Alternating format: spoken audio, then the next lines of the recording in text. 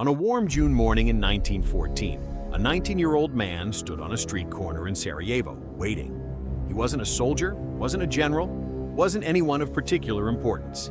And yet, within about 5 weeks of what he was about to do, every major power in Europe would be at war, and within 4 years, over 16 million people would not survive what followed. This is the story of how a single act by one young man in one small city helped ignite the deadliest conflict the world had ever seen up to that point. A war fought in muddy trenches stretching for hundreds of miles, using weapons nobody had ever needed rules for before, drawing in empires from 4 different continents before it was finally exhaustedly over. This is the entire story of World War I, how it started, why it dragged on for 4 brutal years when everyone expected it to be finished by Christmas, and how it ended in a way that, without anyone fully realizing it at the time, planted the seeds for an even larger war 20 years later. If you want the complete picture of the war that reshaped the modern world, stay with us, because we're covering all 4 years, start to finish. By 1914, Europe was, on the surface, calmer than it had been in generations. But underneath that calm, 4 forces had been quietly building pressure for decades. Aggressive military buildup across the continent, a tangled web of defensive alliances between rival powers, fierce competition for overseas colonies, and a surge of national pride so intense that many countries genuinely believed a short, glorious war might actually be good for them. All that pressure needed only a single spark, and it arrived on June 28, 1914 in Sarajevo, the capital of Bosnia, then part of the Austro-Hungarian Empire.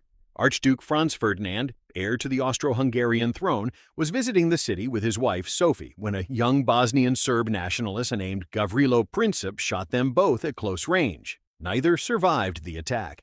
Princip belonged to a group hoping to break Bosnia free from Austro-Hungarian rule.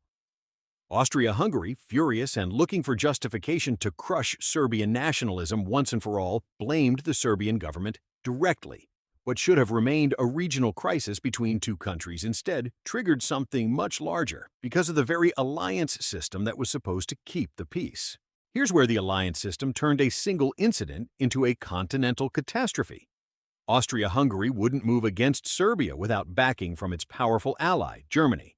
Once Germany's Kaiser gave his support, Austria-Hungary declared war on Serbia on July 28, exactly 1 month after the events in Sarajevo. Russia, bound by its own alliance with Serbia, began mobilizing its army in response, a process that in an era of railway timetables and massive standing armies couldn't easily be started and then quietly called off. Germany, alarmed by immobilizing Russia on its eastern border, declared war on Russia, because Russia was allied with France, declared war on France as well. When German troops moved through neutral Belgium to reach France more quickly, following a military plan drawn up years in advance, Britain, which had guaranteed Belgian neutrality by treaty, declared war on Germany too. In the space of about a week, a regional dispute between Austria-Hungary and Serbia had pulled in nearly every major power in Europe, each nation acting on defensive commitments made years earlier, often for reasons that had nothing to do with the original dispute in Sarajevo at all. The Central Powers, Germany, Austria-Hungary, and later the Ottoman Empire and Bulgaria, they stood against the Allied powers, primarily Britain, France, and Russia, later joined by Italy, and eventually dozens of other nations across the globe, from Japan to Romania to Canada and Australia, fighting as part of the British Empire. What began as a crisis between 2 countries had become, within days, a war spanning multiple continents. Germany entered the war with a strategy called the Schlieffen Plan, a fast, decisive sweep through Belgium into France designed to knock France out of the war within roughly 6 weeks, before Russia could fully mobilize its enormous army in the east. Germany's leadership genuinely believed this war would be short, and for the first few weeks, the plan seemed to be working. German forces advanced rapidly through Belgium and into northern France. Then, in September 1914, French forces launched a surprise counterattack along the Marne River, catching the advancing Germans off guard and forcing a retreat that shattered the entire Schlieffen timetable. What followed transformed the character of the entire war. Unable to break through each other's lines, both sides began digging defensive positions that gradually hardened into an unbroken network of trenches, stretching from the Belgian coast all the way to the Swiss border. The quick, decisive war everyone had expected was gone.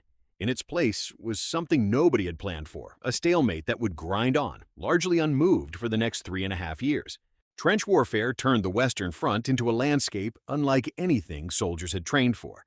Opposing trench lines sat sometimes just a few hundred yards apart, separated by a shattered stretch of ground soldiers came to call no man's land, cratered, wired with barbed obstacles, and swept by machine gun fire that made any attempt to cross it extraordinarily costly. Soldiers spent long stretches of time living in these trenches, dealing with flooding, mud, rats, and freezing winter conditions, punctuated by brief, terrifying periods of intense combat. New technology made this stretch of ground deadlier than any battlefield before it.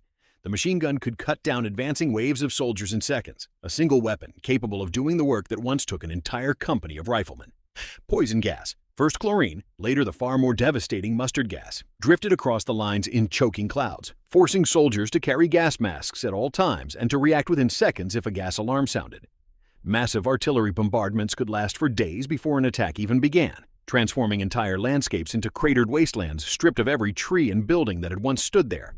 Airplanes, barely a decade old as an invention, evolved from simple reconnaissance tools into armed fighters, giving rise to a new and highly publicized kind of one-on-one aerial combat that captured public imagination, even as the ground war ground to a grinding halt. And beneath the waves, German submarines, known as U-boats, began targeting merchant and passenger ships alike, a tactic that would eventually help draw a reluctant new nation into the fighting. Despite all this new destructive power, the front barely moved for years. Massive offensives, launched at devastating cost, sometimes gained only a few miles of shattered ground before grinding to a halt, only for the whole process to repeat again months later, along a slightly different stretch of the same line. Nowhere was this grim math more visible than in 3 campaigns that came to define the middle years of the war, each one intended as a breakthrough, and each one instead becoming a byword for the war's staggering costs. In early 1915, the Allies attempted to open a new front by seizing control of the sea route to Russia through the Gallipoli Peninsula near the Ottoman Empire's capital. The campaign was a disaster for the attacking forces, ending in a costly withdrawal and a significant Ottoman victory, remembered today as one of the war's most painful failures for the nations that took part in it. A campaign still commemorated every year in several of the countries whose troops fought there. The following year brought 2 of the longest and most punishing battles in military history. The Battle of Verdun stretched from February to December of 1916, 10 straight months of fighting over a relatively small stretch of French territory, ending with the French holding their ground at enormous cost to both sides and becoming, in the years afterward, a lasting symbol of French endurance under sustained pressure. That same year, the Battle of the Somme saw one of the bloodiest single days in the history of warfare on its opening day alone, and continued for months afterward with barely any meaningful shift in the front line to show for it, despite the introduction of a brand new weapon during the battle, the tank, which offered a glimpse of how future wars might be fought, even though it made little practical difference to the outcome of this one.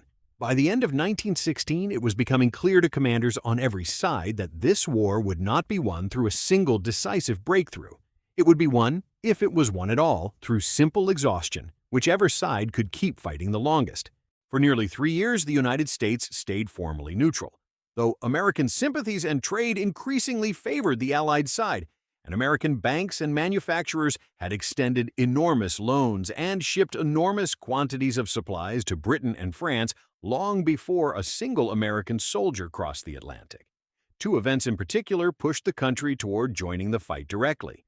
In 1915, a German U-boat sank the British ocean liner Lusitania off the coast of Ireland, and the loss of well over 100 American passengers on board shocked public opinion back home, even though it would still take nearly 2 more years for the United States to formally enter the war. Then, in early 1917, British intelligence intercepted a coded German message known as the Zimmermann Telegram, in which Germany proposed a secret alliance with Mexico, offering to help Mexico reclaim territory lost to the United States decades earlier if America entered the war against Germany. When the telegram's contents became public, outrage swept the country, and combined with Germany's resumption of unrestricted submarine warfare against any ship, neutral or not, sailing toward Allied ports, it tipped American public opinion decisively toward joining the fight. The United States formally declared war on Germany in April 1917. American troops took time to arrive and train in significant numbers. The country had only a small standing army at the war's outbreak and needed months to raise, equip, and transport a force capable of making a real difference. But their eventual presence brought fresh manpower and resources to an Allied side that, after years of grinding stalemate, badly needed both. While America was entering the war, Russia was leaving it. Years of catastrophic losses on the Eastern Front, combined with severe food shortages at home, triggered a revolution in 1917 that toppled the Russian monarchy and eventually brought the Bolshevik government to power. The new Russian leadership, determined to withdraw from the war entirely, signed the Treaty of Brest-Litovsk with Germany in March 1918, formally ending Russia's involvement in the conflict. This gave Germany a narrow, closing window of opportunity.